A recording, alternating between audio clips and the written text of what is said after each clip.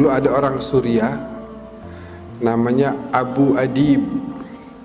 Abu Adib dapat rezeki berangkat ke Madinah. Udah kerja, nabung ke Madinah, ngajak 4 orang.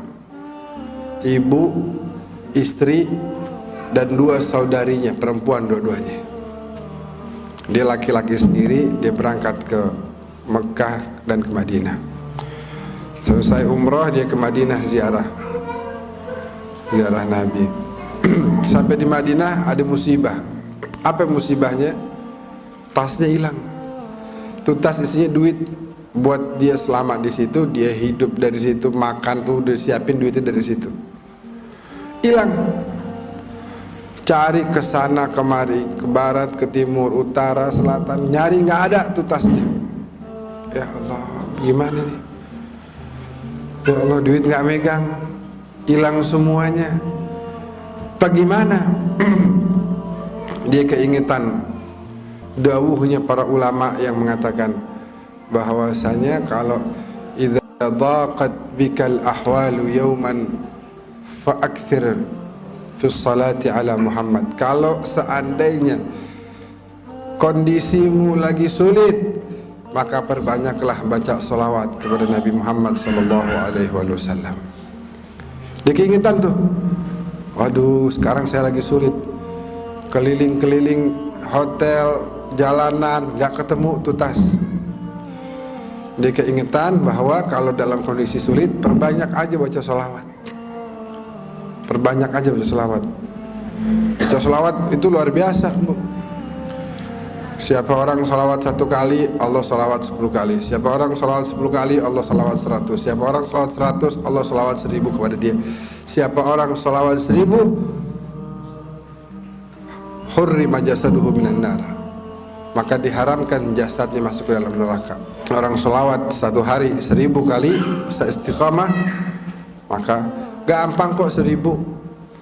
Dulu kiai-kiai dulu tuh kalau ditanya gimana santri-santri, ini santri pada malas. Kenapa? Masa baca tahlil sehari cuma bisa 5000 kali? Oh dulu gitu dianggap malas tuh. Oh kita 15 kali aja jarang, ini 5000 rutin tiap hari dibilang malas.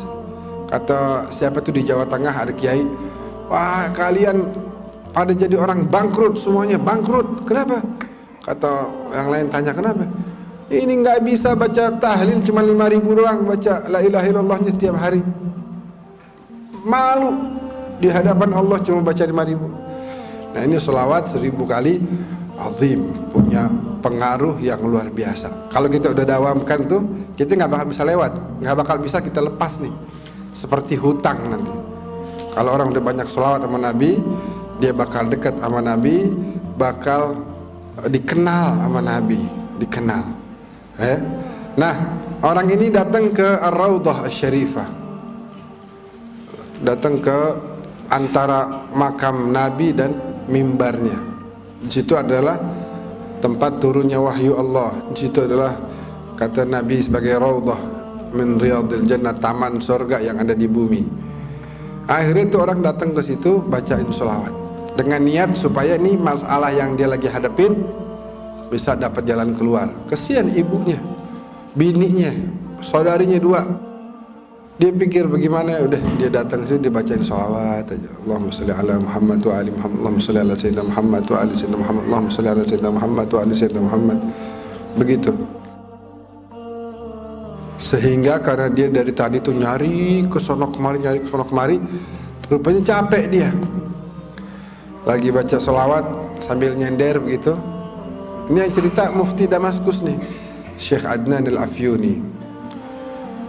Sambil dia senderan gitu ya, akhirnya ketiduran dia dalam sedang membaca sholawat. Dalam tidurnya Allah takdirkan dia berjumpa dengan junjungan kita baginda Nabi Muhammad sallallahu alaihi wasallam. Dan orang kalau dia ngelihat Nabi, sebagaimana beliau sabdakan, man ra'ani fil manam faqad ra'ani fa inna syaitana la yatamatsalu bi. Siapa orang lihat aku di dalam tidurnya, dalam mimpinya sungguh dia telah melihatku. Karena yang namanya syaitan atau jin tidak mampu menyerupai para nabi, apalagi Nabi Muhammad SAW. Nabi bilang, ya Aba Adib, wahai Aba Adib, ya Rasulullah, tamu antum, ana tamu antum, ana gharib, anda datang dari jauh, nggak kenal orang, siapa-siapa di sini nggak tahu. Datang bawa bekal buat makan, buat tinggal di sini, hilang. Ya Rasulullah, antum sahibul bait, tolong jamu saya nih, cariin jalan keluar buat masalah saya.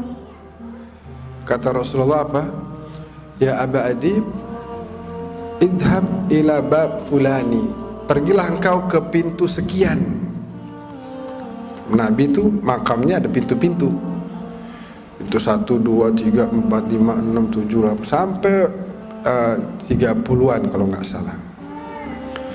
Pergi engkau ke pintu sekian disebut sama Nabi. Nanti ada penjaga makam di situ, namanya Utsman. Bilang sama dia bahwasanya inna Rasulullah yuqri'uka salam. Nabi Muhammad bilang kirim salam sama dia. Bilang sama si Utsman, engkau setiap hari bersolawat 1000 kali kepada Nabi. Dan sekarang Nabi memerintahkan engkau untuk memberikan jalan keluar bagi saya. Cariin jalan keluar bagi saya. Terbangun dia nangis gerung luar biasa. Bagaimana enggak? Dia pandang tuh wajah paling indah. Dia dengar tuh suara paling merdu. Ya, dia lihat ciptaan Allah paling sempurna.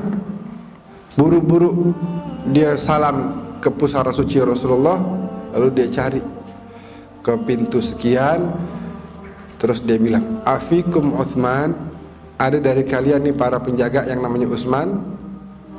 Terus satu orang bilang, hadza, ini orang ini si Utsman. Terus, boleh saya bicara sama antum? Boleh. Ya Utsman, saya Abu Adib dari Suriah. Baru aja saya dalam mimpi melihat Rasulullah dan Rasulullah mengirim salam buat antum. Rasulullah bilang sholawat antum yang 1000 kali tiap hari beliau terima.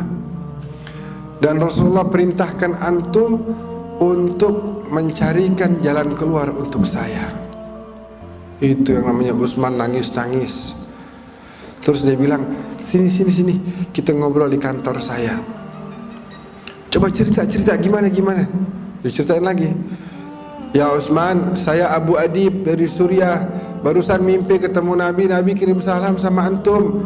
Nabi bilang sholawat yang 1000 Nabi terima. Dan Nabi minta sekarang antum carikan jalan keluar bagi saya.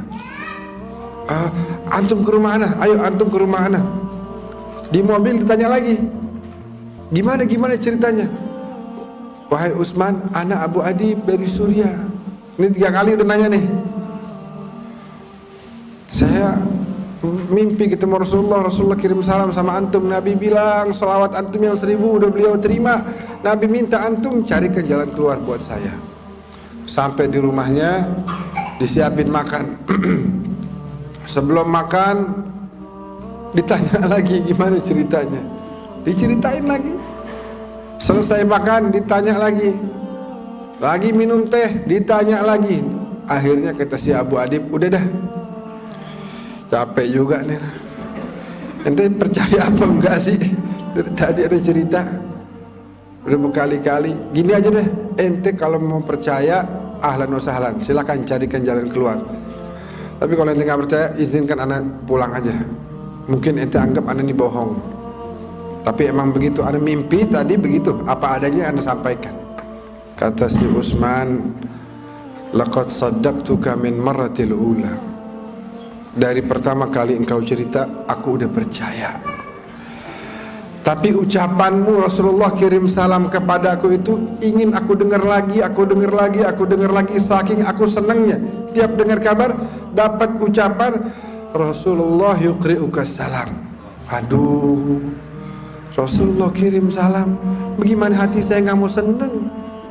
Ibu-ibu sekarang dibilangin Rasulullah kirim salam, waduh indah banget, jaminan sorga udah. Rasulullah kirim salam, iya kan?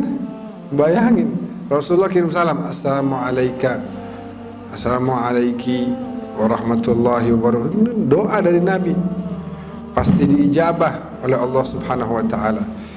Kata si Utsman, anu udah percaya sama antum dari mulai antum cerita yang pertama kali, tapi anu pengen dengar lagi, pengen dengar lagi. Tuh indah apa enggak Ibu? Indah kan? Katanya si Utsman akhirnya, sekarang semua keperluanmu aku yang tanggung. Engkau adalah tamunya Rasulullah sallallahu alaihi wasallam. Maka sebuah kemuliaan untuk saya menjamu tamunya kekasih saya Rasulullah sallallahu alaihi wasallam. Antum bisa bayangin tuh, kemuliaan yang didapat sebenarnya lebih kepada si Utsman daripada si Abu Adib. Kenapa? Karena dia mendapatkan amanah, kepercayaan dari Nabi. Nabi meminta kepadanya satu permintaan, dan itu kemudian menjadi penyebab kemuliaan bagi dia. Bagaimana dia bisa dapatkan kemuliaan tersebut? Dengan tadi, tiap hari dia baca salawatnya berapa? 1000 kali. Abu Adib membaca beberapa kali, kemudian Allah berikan jalan keluar atas masalah yang sedang menimpa dirinya. Jadi kalau kita mau melazimkan itu, mendawamkan itu, maka akan terasa begitu banyak perubahan-perubahan yang terjadi dalam diri kita. Baik itu yang sifatnya zahir, rezeki kita, kesehatan kita, perjalanan usaha kita, bisnis kita, semuanya akan mendapatkan kemudahan demi kemudahan.